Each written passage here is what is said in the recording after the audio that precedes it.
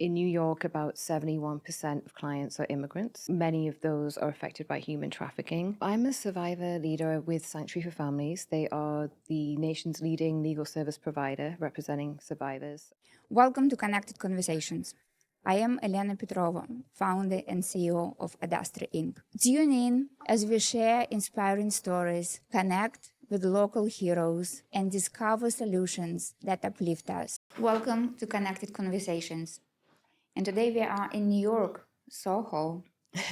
I'm so glad to have our guest here, Jessica Muñoz. It took us almost a year to get together finally. Yeah, I know. I'm so happy. I'm especially excited that to be working with another immigrant as well. That means a lot to me. Thank you. This conversation is so timely. You and I met at the gathering at the event Survivors Fashion Week. Yes. Forbes magazine, and we immediately clicked, probably because both of us were speaking with the accent. Yes. And we started talking that, listen, we have to have this conversation about, trauma-informed communication. Mm-hmm. Absolutely. So I'm going to, microphone to you, please. Tell us about yourself. So I am a licensed mental health counselor here in New York State. I'm also an expert in gender-based violence and PTSD or trauma that is themed on gender-based violence. So that would be things, sexual assault. Tech abuse is something that I'm dealing with a lot. Also coercive control at large, because that's a common thread that links all forms of gender-based violence. I'm also identify openly and visibly as a survivor myself. That is somewhat atypical in trauma-informed care. It's very common in substance abuse circles, but not so much in trauma-informed care. There's still a stigma. So I like to be very open about it because the lived experience is extremely precious. It's extremely useful, as well as cultural expertise, which I hope to talk about more when we're addressing this. Yeah, definitely.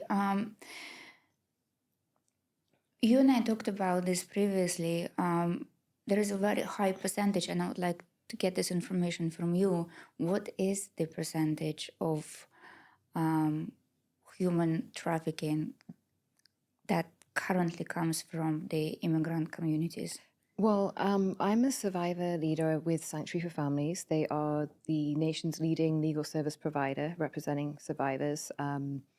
They get about 65 million in pro bono donations per year, and they also have a full staff of staff attorneys on top of that. In New York, about 71% of clients are immigrants. Many of those are affected by human trafficking. A lot of people, even some people who are trafficked, don't necessarily identify themselves as that right away. So this statistic could potentially be even higher. There's things like forced marriage, forced child marriage. They come under trafficking as well, labor trafficking, sex trafficking.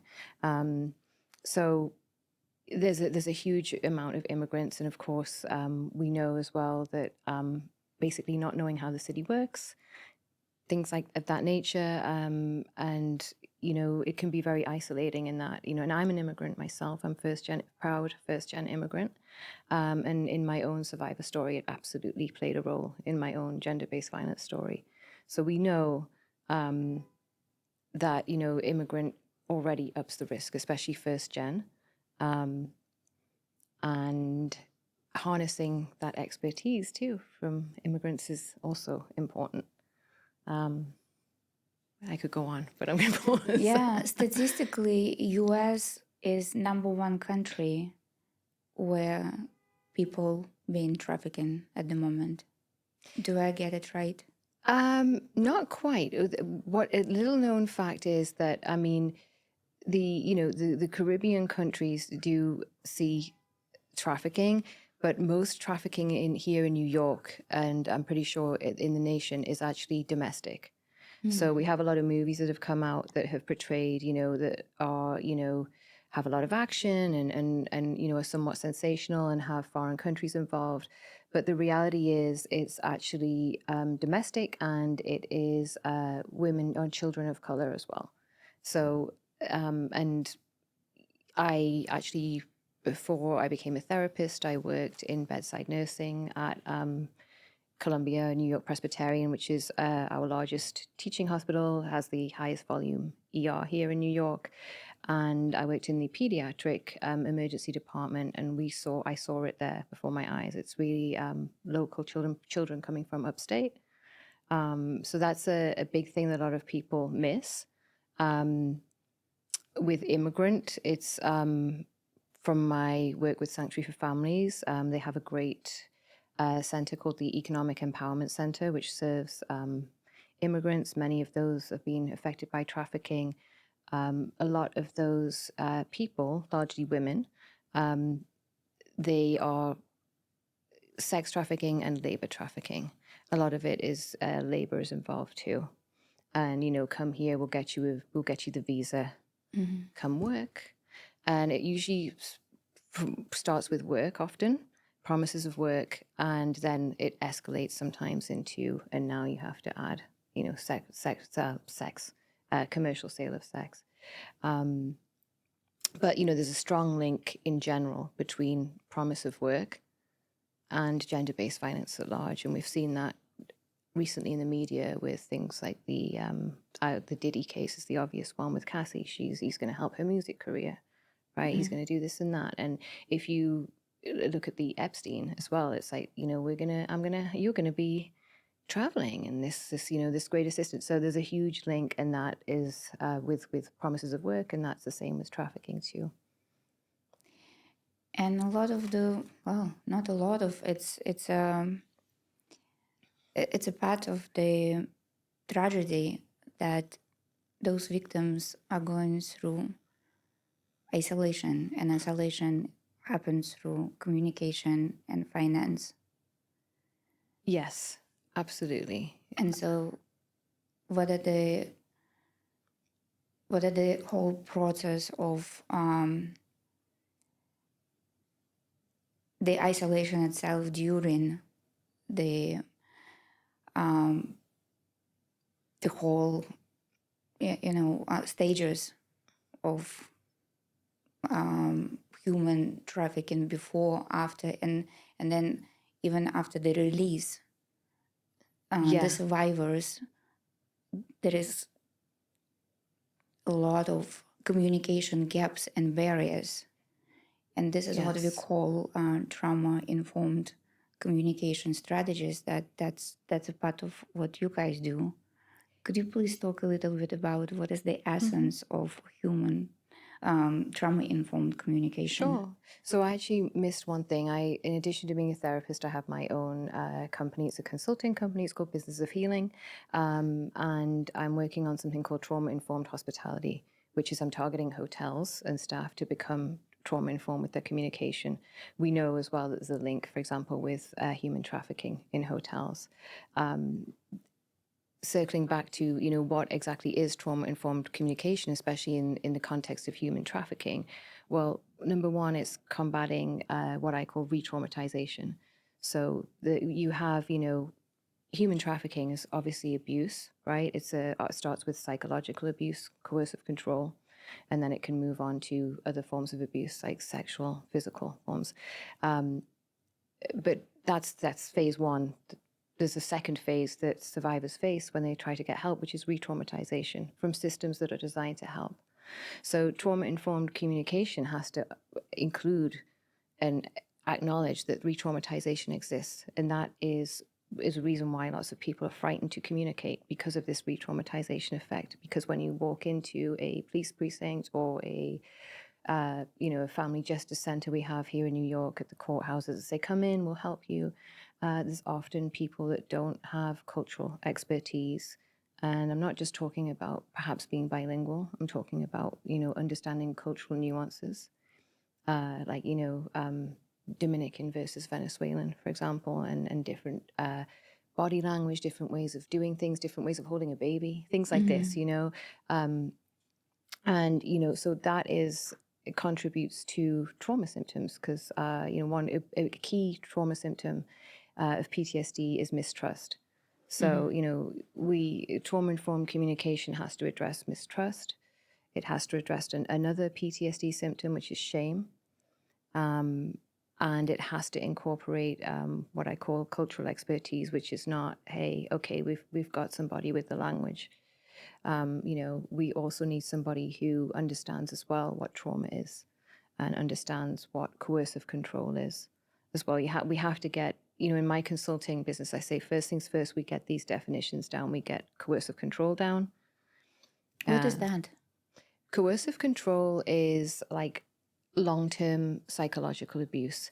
And psychological abuse is something that happens over the long term to control somebody.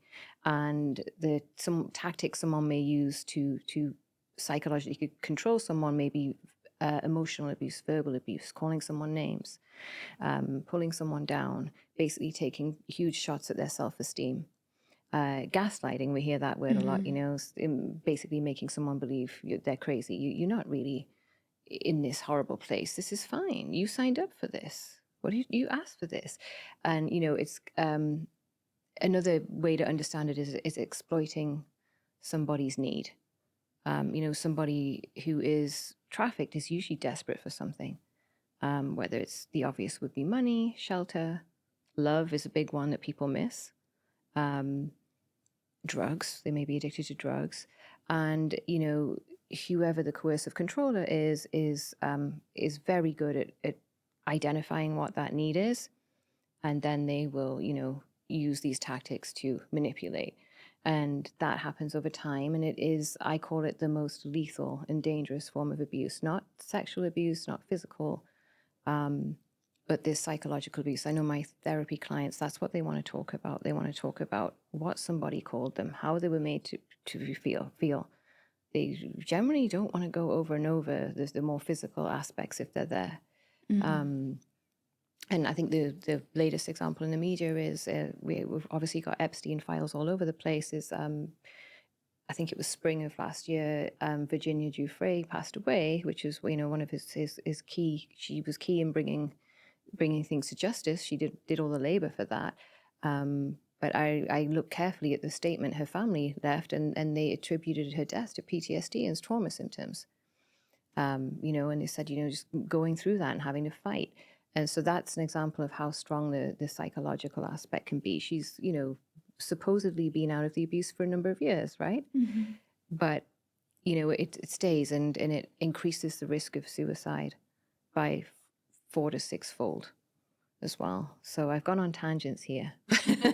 Basically, I'm saying, it starts with getting some key definitions about what are the forms of gender-based violence, and then what is trauma too. Where do you see the red flags? In communication? Right. Doing what I'm doing now. I'm talking a lot. I'm not letting you get a word in edgeways. That's not good if I'm being trauma-informed. I should be quiet right now if I was engaging you, right? I'm going to give you a ton of space to express yourself, and I'm probably not going to say anything, even though I might have some answers but how I might help you. My first thing is I just sit and I'm going to not say a thing. And that's hard for me. That's personally hard to do. But it's a skill that and again, that's to give space for these trauma symptoms too. Anger is a huge symptom of PTSD, and people get frightened when someone speaks with emotion. And that is it's a very American way to be, I think, too. It's a very individualistic, white American way. If someone's speaking with emotion, ooh, we want to stifle that. We don't, we want to put it, no, that's not trauma informed. We let it be, let it come out. Let them, express, and don't be frightened of that. Because if we try to stifle it, that's when it's going to make it worse, and that someone will probably shut down and retreat, and feeling heard is huge as well, and a lot of the times abusers try to erase people. They don't want them to be seen or heard. So if you're giving someone an opportunity to be heard, that is huge. So that's really step one. And then, of course, we know that very high percentage we just discussed of the victims are immigrants. So when we open this channel of communication, what language do we use? Do we go back to the native language? And if so, how we create this safe place? Perhaps maybe different platforms, different languages, different services. Yes. What's the best way to engage? Using native language, absolutely. Of course, that requires, very thoughtful hiring when you're hiring personnel for that. And you're not necessarily just looking for credentials. That's another reason why I say, I'm a visible survivor, and that makes me good at my job, right? I'm an immigrant. I call it embedded cultural expertise, right? And yeah, I have a professional license, right? But that's not just what makes me good at my job. And when someone's hiring for personnel and training, you could get a great training from somebody who has survivor expertise and cultural expertise. These are the missing ingredients, and these are what a lot of not-for-profits repeatedly gloss over. There's a lot of talk about it now because they know, but there's not too much action still. We're still seeing survivor and cultural expertise paid in things like gift cards and stipends, and it's really quite insulting, right? Because these are technical experts in the field of trauma-informed communication, and they are the key to not just response, but prevention, because the key to prevention is trust. And the way we're going to do that is by interrupting violence earlier, and we're only going to do that if we can work on trust. And mistrust is a huge trauma symptom that we're dealing with. And we're not just dealing with also the trauma of actually, say, being trafficked or abused. As I said, many survivors are persons of color too. So we're often dealing with intergenerational trauma. There's a huge relationship between colonial violence and gender-based violence. And if that's not in the front of mind when you're thinking about trauma-informed communication, then you're also doing it wrong. You have to be comfortable talking about that, saying it out loud, especially if you're white like me, right? You have to not be frightened of that. And a lot of people, especially persons who identify as white, might be scared. There's a lot of guilt, and people are. I think a lot of people want to do the right thing, but we have to be comfortable acknowledging that. So I would say that's a red flag would be discomfort discussing Black history, discussing colonial violence. You have to get comfortable with these subjects and know your history before you're stepping into. I agree with you. There is a lot of discomfort right now, but the only way to move forward is to Do what admit we're doing. it. Yeah, we Make have these to meetings. admit it. It's like I come from the Russian community, and the Russian community, there are a lot of people who see Ukrainian people, and they try to like look aside or just like go away, like pretend that it's not happening. I'm like, no, you can't do that. No, That's right? the war is happening and the people are dying. You have to look at the Ukrainian people and you have to say that it's wrong. People should not be dying there. But it takes this energy, it takes this power inside to well said, to admit it. And it's internal work. And as a society, we need to be doing that. Absolutely. You said internal work. I say to be trauma-informed is a journey of self-awareness. That's where it starts too. It starts with not the survivor or the person you're trying to help. It starts with looking at you. What do I bring into the room? How do I make people feel when I walk into the room? What are my blind spots? How am I going to find that out? Probably with a good therapist that you can, have a trusting relationship with, but it's also going to call you out. I know I've had, good therapists that I've had will be very gentle and trusting with me, but they will move to telling me, you said X, Y, and Z, and you do this and that. Certainly in my professional life too, I always like to point out that psychologists and therapists, licensed ones, we have to do work on our biases, or we're not getting our license. We do these years of supervision before we can practice independently. And we are one of, I think it's really only our profession that's mandated. Psychiatrists, it's not mandated. Medical doctors, it's not mandated. Now, these are a lot of the personnel who are responding. You know, you're in the emergency room. Often the first people to respond and call the shots is maybe a nurse practitioner, a nurse, or a doctor. They're not getting that training on bias, right, and on that need to self-examine. There's a coalition here in New York. It's called a Coalition to End Race Algorithms in Medicine.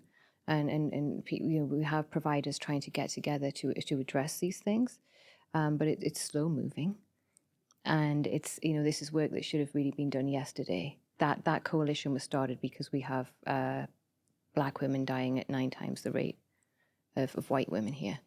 You know, so the self work is life saving, especially certainly in the setting of healthcare and mental health care. It's essential. So it's mandated for trauma informed communication, and it, as you said as well, with difficult conversations, it takes power. It takes from you. It's needed, but it's also draining. So that self work also gives us the support as well to do the work that we're doing, and refill our cup. Because it's not easy having someone being angry at you for like half an hour, but you've got to let them, and you have to not let it be personal, you know, and that, you know, going to a therapist and maybe venting about it later and saying, hey, that person was really rude to me actually, and I don't think I deserve it. But, you know, and having space for that is important too. And then, of course, when we are talking about different platforms, whether for anybody else, not just in the therapy session, but for organizations that engage with survivors, would you recommend in-person contact, over text, over email? I know that there are a lot of social media platforms right now that also do a lot of engagements. So Yes. any particular recommendations that you would make? So I have a lot of lines today, but at the center of healing is autonomy. So I would probably recommend trying to give people the choice. So there's the client or the survivor that you're working with. I know that in the context of New York and say Sanctuary for Families, who serve many persons who've been through human trafficking, a lot of them are mothers, right? So calling someone to come in person is not going to work for them for communication. It would be probably better to offer them Zoom.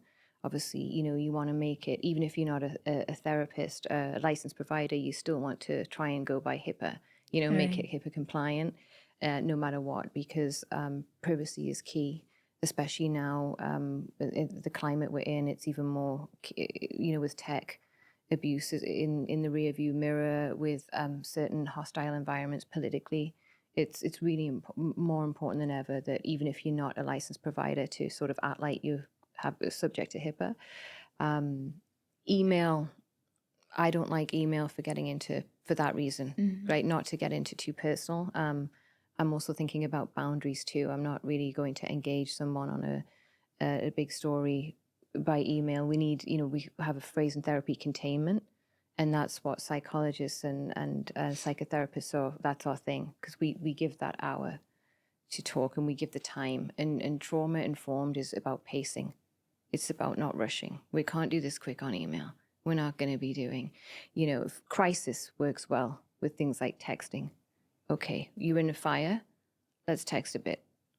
Do you need to go, you know, and that's, you know, that's the screening. The screening goes well over text maybe. And then we're going to bring it to preferably a phone call or Zoom if we're really going to talk. You know, preferably using platforms like Zoom, which offer HIPAA compliant, even if you're not going to be camera on, for the same reason as, you know, for legal reasons, to protect whoever is talking, the provider, and the client. A lot of people are involved in litigation as well, who are trafficked, you know, or might be, unfortunately. So. Interesting. You previously mentioned that when we are looking for coaches or professionals in the field, You said something that they are getting paid when they gift certificate. What is this Yes. about? So there's something called survivor leadership, which I am one myself. I'm a survivor leader, and survivor leadership is giving intellectual and financial credit for survivor expertise. So having not just gone through abuse, but having moved through systems and having inside knowledge of that. And that is, we believe that is like technical knowledge in the field, and it's very precious. So with that being said, a survivor should really be on the board of a not-for-profit. They should be helping to dictate strategy. They should be in a paid, like a salaried position, right? And that is also how you're going to address, disparities, right? Because in New York, for example, not-for-profits are the main responders a lot of the time. The leadership is often predominantly white as well, when most of our survivors, a lot of them are non-white. So we really need, we need representation. And I think around COVID, we had, a lot of the discourse about race, right? Which is, fine, that was needed. I mean, that there's only a little bit of work done, but at least it started, right? But we haven't really had discourse about using survivors and having them represented as a class, if you like, a protected class. So with that being said, as well, survivors, they need to be rewarded for what they bring. A police officer, a detective, you'll often see someone of that nature with investigative experience being pulled in to talk at some place, You have no idea what it's like to go to a shelter, to be frightened with your children, to go to a court that has no trauma literacy. The judges, the attorneys, even the attorneys that want to help don't have trauma literacy or literacy in gender-based violence. This is a big problem, but we're not seeing these experts utilized to the maximum. And I would say the reason of that is probably patriarchy, right? Because patriarchy invented what is professional in the United States. And that was, rooted in probably a man's idea a long time ago of, of what professional looks like. And recently with the government, we've had discourse about what is a professional license. We're trying to pull it apart. So we need survivors to be regarded as professionals if they're bringing expertise, to be to take up space, and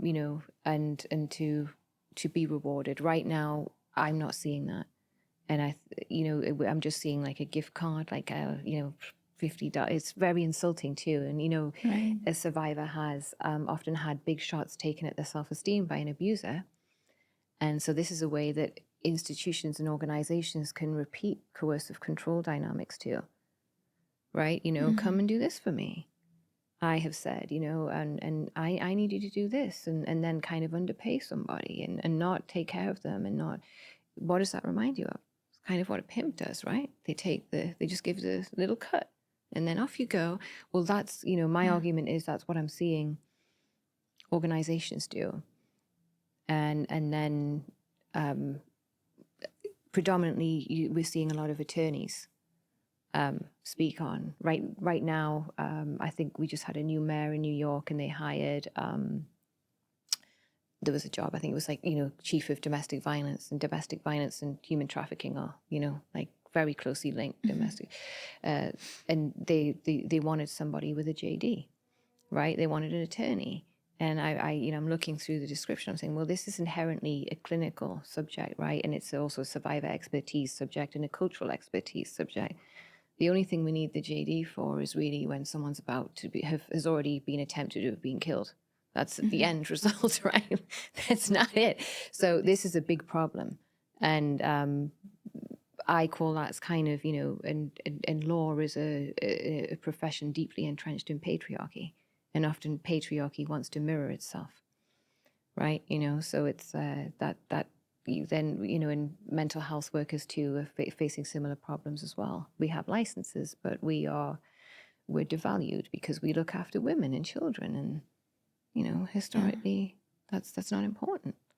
So, even though we have grad degrees in this and that and have jumped through hoops to get the licenses. So, yeah, I would say, we really need to look at the role that that patriarchy plays in organizations, because patriarchy feeds and shields gender-based violence too.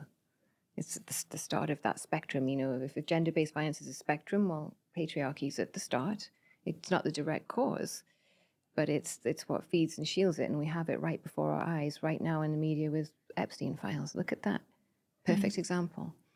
So, if we're having that traditional person, powerful person dictate strategy to combat human trafficking, we're going to keep circling.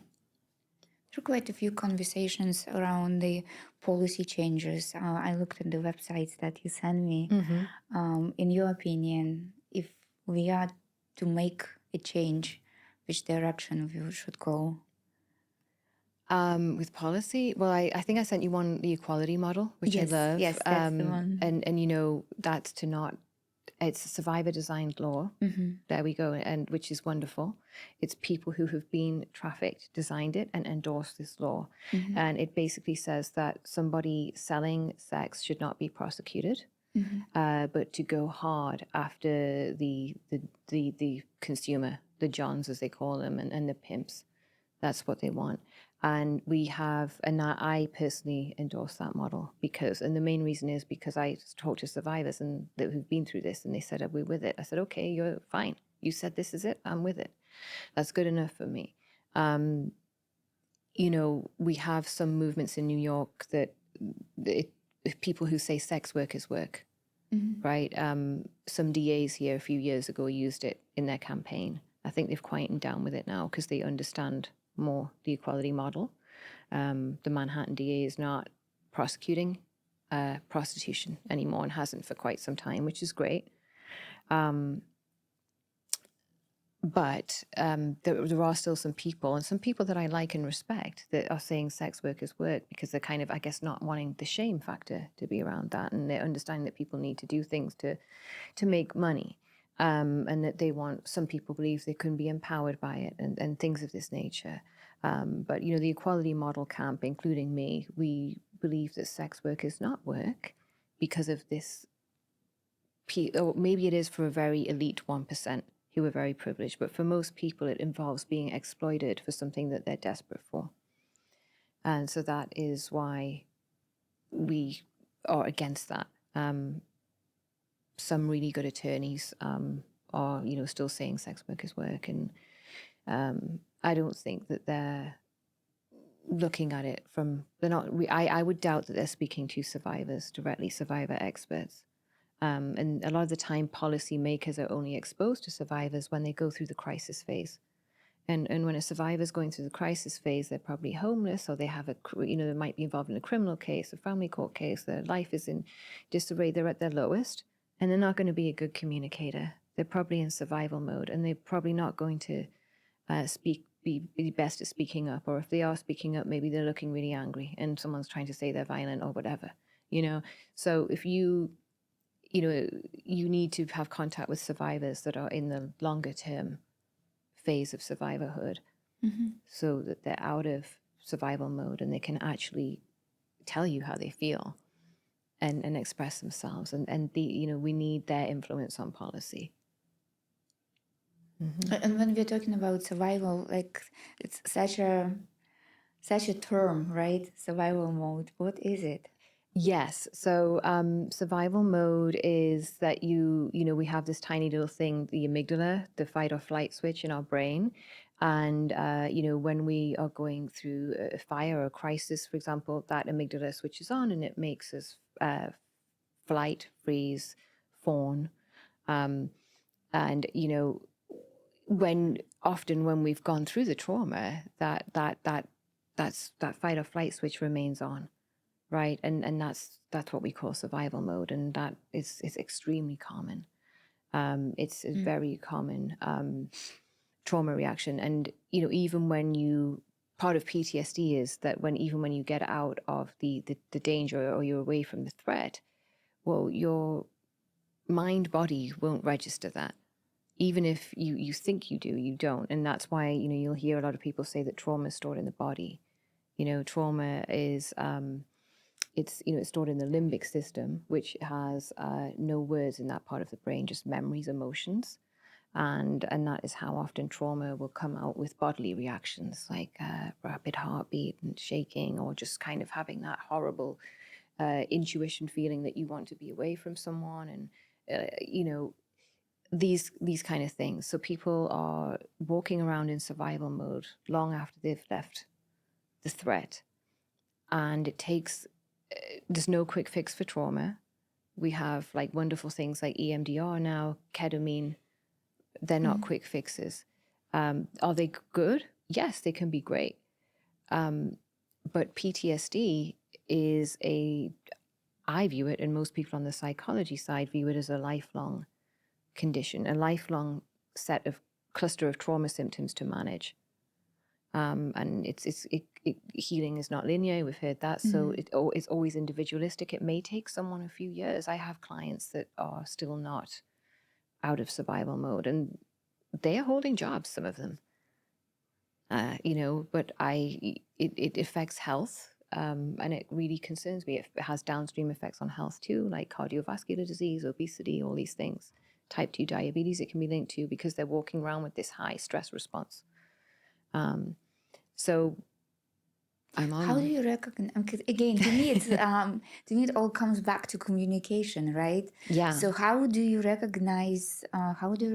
Those survivors? Because yes, of course, those people do go to work. Survivors. Yes. Let's call them survivors, right? So they are on survival mode. They are around us. They take jobs. Exactly. They have children. Yeah. So perhaps we as a society, we can recognize that. We can maybe see the body language, see certain way of communication, recognize it and communicate back in a certain way. Because to me, everything starts with communication. There is verbal, there is nonverbal communication. Yes. You see and start communicating differently to maybe just ease the environment through communication first, and everything else comes next. I love that. And I love the body language, and that you just did. It's like calming, and that's exactly it. Communication is key. And I had a memory block. Where were we at? So let's say, this is the office environment, right? Oh, so yes. we see a person Staff. that obviously... Yes. Employees, right? That's it. Yeah. So yes, trauma-informed trainings, for example, the ones that I'm targeting hotels with, it's not just to help finesse the guests. It's also for the staff, because the staff matter. And of course, legally, they have rights. PTSD is a disability, right? And so there's a legal connotation too. So we have that legal onus, but as well, to get the best performance out of staff, yes, and also morally, we should be looking for trauma symptoms. Is it easy to spot? No. I mean, many people are very good at masking. And, people also dissociate, which can look like shutting down. Freezing can look like shutting down. It looks like not much of anything. You could be dissociating right now, and I wouldn't know necessarily, right? But the key, I think, with communication would be is creating a safe space. And a safe space is, not having punitive sort of workplaces, that it's okay to make mistakes here, that we can be open, that you can come to me with that, and creating that culture in an organization, instead of, oh, you have to get everything right and we can't, that is not it. And you could also be violating a staff's human right if you create that, even if you're trying to up performance with that. I think that's something that a lot of workplaces miss. In trauma-informed communication too, obviously, things like work emails, writing everything. If you're not good at this, write everything as if you think there's a lawyer reading this and there could be a legal case. is Yeah. if you're not good at that, start acting like that, because, and then you may, if you go and do some self-work with a good therapist, you might also get better at what you bring into a room and come in with to be able to share space better as well, because it's about sharing space, isn't it? And doing what you're doing, which is like listening really well and having like beautiful body language like yours, which is open, relaxed. That's creating a safe. You're making me. I'm talking a lot. That's because I feel safe, right? You've made me feel very safe. You did like a little intro with me, didn't you? Before we start, you didn't just rush me in. These are the things that I'm looking for. Hey, how are you? We had a little. We had our little like talk. Nothing felt rushed today. That's why I'm feeling good. We had a ton of emails before we met, right? Like, you know what I mean?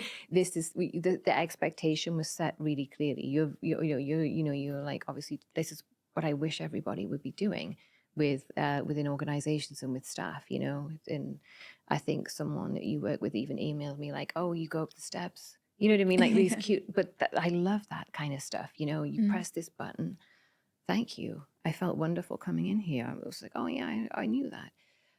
This is creating safe space. And if we create safe space, as I said, I'm talking a lot, I'm revealing a lot. And if I've done even podcasts and interviews before where I've not maybe, you know what I mean? I haven't vibed as well. And I don't say as much, I'm not going to express myself as much because that space wasn't created for me. This room is nice. I know it sounds, it matters, Right. Institutional vibes, they look like, they look ugly, right? So if someone who's gone through retraumatization, been through court and things like that, or maybe formerly incarcerated somewhere, then, they are, anything that looks like that is going to be triggering. And just being in, a nice plants, nice wall, it looks nice. That really matters. It's not just for, luxury. It is for mental health as well, and to be trauma informed. Oh, thank you. Thank you. That was very informative. So tell us a little bit about the project that the work that you're doing currently. So that's the healing, the business of healing. So yeah. So I obviously am a therapist, and I started seeing clients. A lot of my clients were going through mainly civil, like litigation, and I would have clients going through that. And it's wonderful to see clients pursue justice, but it's a long slog. And of course, you always I wish this didn't happen to that person. And combine that perspective with my work with Sanctuary for Families and survivor leadership, and talking about strategy and things like that with them, I realized there wasn't really much preventative strategy. And that's not a jab at Sanctuary. It's like they do a wonderful job, by the way. I highly recommend them. I'm a former client. But, there really wasn't much going on with that. So I also saw, certainly in the civil space, there is exploitation of trauma too. It's like if someone has, your story's worth it if there's money with it. Sometimes, certainly in the civil area, we have some high profile cases like the Cassie and Diddy. She did wonderful. And I think she's the MVP, and I'm so glad that she got what she got. Right. And I think she set a wonderful example. But I also think that, I wondered about people who, it wasn't a high profile case, and what do they have? How do they get justice? So it just, I wanted to do work with prevention, and this work that I'm targeting hotels with trauma-informed hospitality is saying that I can, lower the risk of your property. So I'm speaking, I guess, to their general counsel and saying, I can stop you from getting sued. That's my buy-in. That's not really what I care about. That I've never heard about this. Maybe I'm not so much involved into hotel industry. Yeah. Oh, it's me. I made it up. That's you, why. you did? Yeah. So you came up with this. I came up with this. My field when I first came to this country was hospitality. I worked for the Soho House, as I was telling you before, and some other places. And so that was my thing. And it was one of the reasons I left it was because it's a hotbed for gender-based violence. That's actually one of the things that personally pushed me out of it. And I decided, what can I do with this experience, and how can I combine? I've got like 3 careers. Then I went to nursing, then I went to therapist. I said, how can I bring this together? And so I thought, if I target hotels, I can draw on my operations experience in hospitality, but I can also bring in trauma-informed approach. We have sexual harassment training, it's mandatory, but sexual harassment is generally not lethal, right? Gender-based violence can be lethal. Domestic violence, human trafficking. So we're not having training on that. That makes no sense. And that's another reason why we're seeing big lawsuits. The hotel that Cassie was in had to pay $10 million.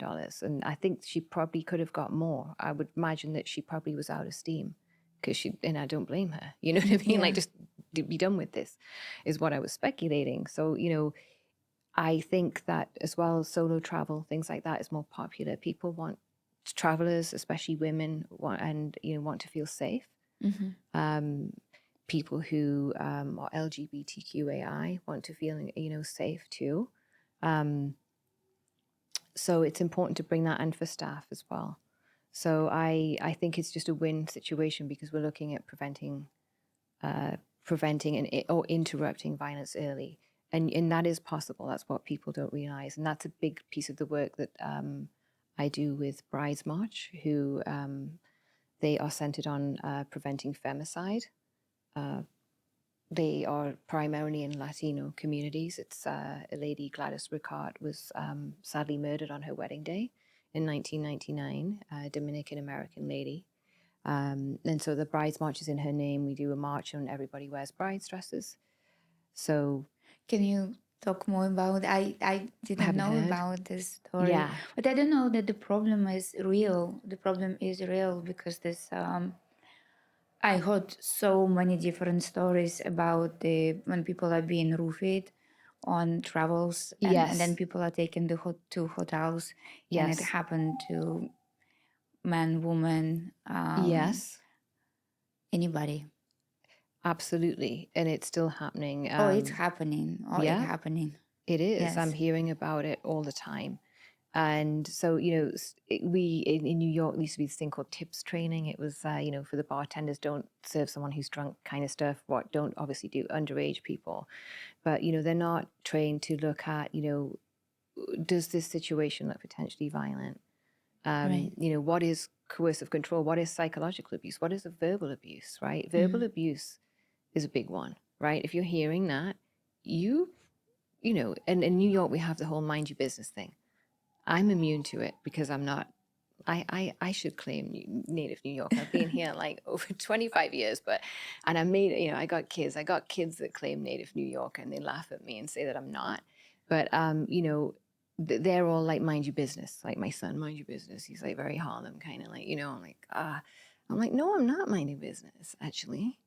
I am a tittle tattle and I'm going to, so, obviously, now, that's a difficult question because calling police is also very dangerous to some people. So we've got to be judicious. We don't necessarily want to do that.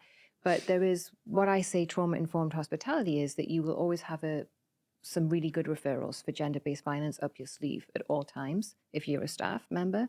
And you will know how to very inconspicuously offer them.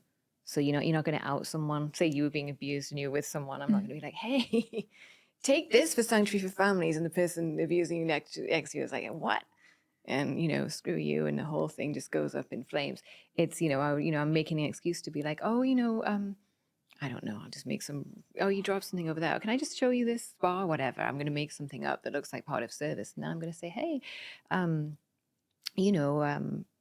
I noticed maybe that the person you're with is, that I had some raised voice and, I don't want to pry. That's not my business, obviously, but I just wanted to show you these resources that I have and very, so that nobody can see. And I just want you to see them. And that's all.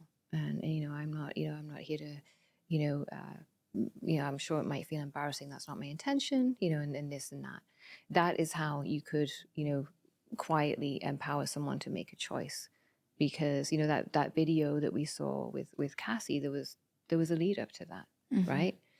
There was probably, I'm sure somebody probably heard somebody talking horribly, right? And if you get a chance with that guest alone, and you know how to have a respectful conversation, and that's where your cultural expertise comes in too, because every guest is an individual, right? Right. So if I have like a Russian guest, I might say, okay, you did the trauma informed training, like, and you know better than me. Can you go and Right. talk to that person, like, and you know what I mean? And just you might be smoother than me. Who's going to be the smoothest? Trauma informed is, I always say, it's like being smooth, actually, like on a first date, but without the romance. You're actually kind of looking very chivalrous, and very, you're walking people to places quietly in a little talk here. It looks like that. Nice. Well, that is really incredible, because what you did is you took your story that a lot of people would be destroyed with, but then you turn it into a purpose, Yeah. and you build a business out of it that helps other people not to go through what you've been through. Yes. Yeah. It's a very, like, it's a business with morals. It really is. And a purpose, right? So Yeah, and a I purpose. absolutely am such a sucker for those stories, because again, there are a lot Yeah. of people that not blame them. Everybody has their own journey, but there is this book that I absolutely love. I read it so many times. Viktor Frankl, Yes. The Man in Search of Yes. Meaning. Yes. I rebuilt my whole business after I read this book. I went to India for several weeks of backpacking with that book, because he says that suffering ceases being suffering after you find the meaning to it. Yes. And the whole, sometimes, like when we're talking about I want to find happiness in my life and all this stuff, in my opinion, purpose is more important than happiness, because once you find purpose, that's kind of like, that's your North Star in life. Yeah. And that's when all these bad things that might have happened to you, it's like all that pain goes away. Yes. When you turn it into something that you have done. It does. And I love that. And it's called the business of healing too, for a reason, because it deserves investment behind these things too, right? These type of services, that was intentional, that name.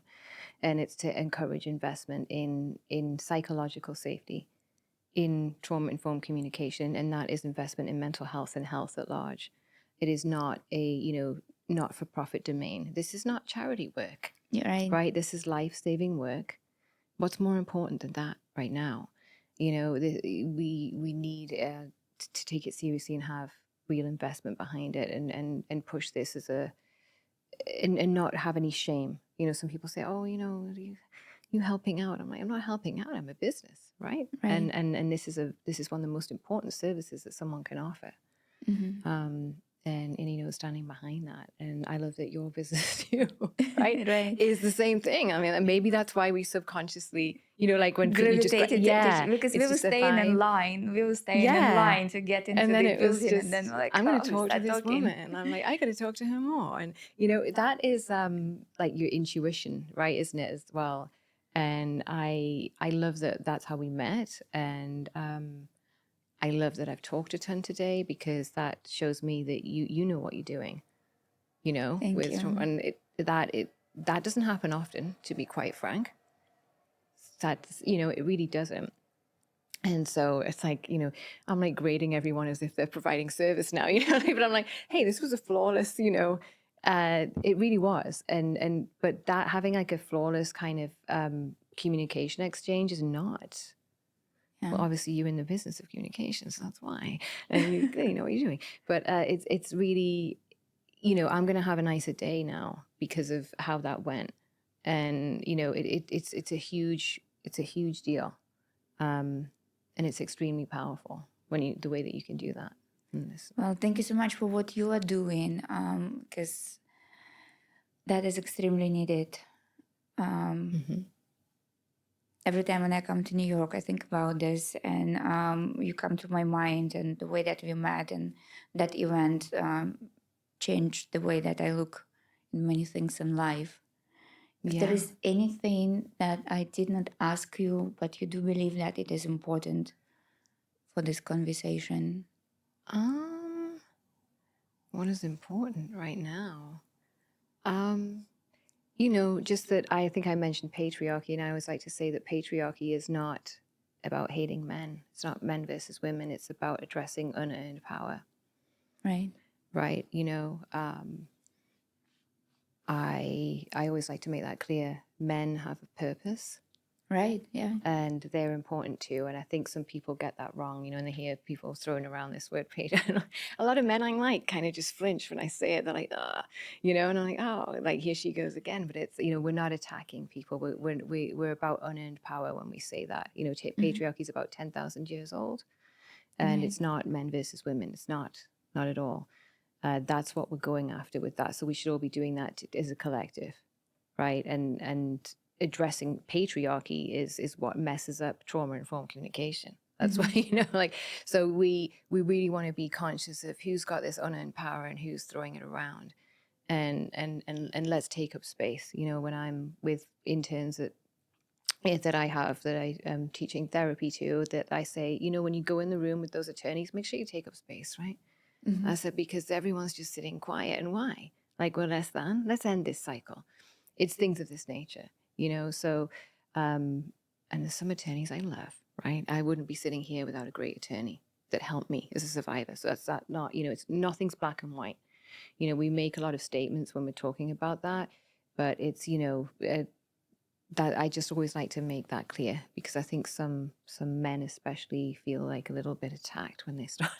Yeah, let's make sure that it's clear we are not attacking men, and we a lot of good things that are happening, and we are here because and there's some great men out there, and there's some great gender non-conforming people out there, and there's some great women out there. There's a whole thing, but unearned power, that has to be, and what is professional has to be tackled too, because there's cultural nuances to that, and that greatly harms communication.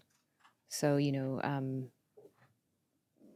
not being able to accept a gift at work, for example, well, that's not the Spanish way of doing things. We're allowed to take, we're insulting if we're not taking that little gift, things like that. So we want to, really look at those things too. And that's it. I could go on all day because you've made me feel so safe. Well, thank you. So I really enjoyed myself too, and you're just like the most excellent listener, and that really means a lot to me. It really does. So it's really, I want to thank you. It's very pleasant. Thank you very much, Jessica, for joining us, and thank you for bringing your story here. Yeah. Thank you for joining Connected Conversations, and please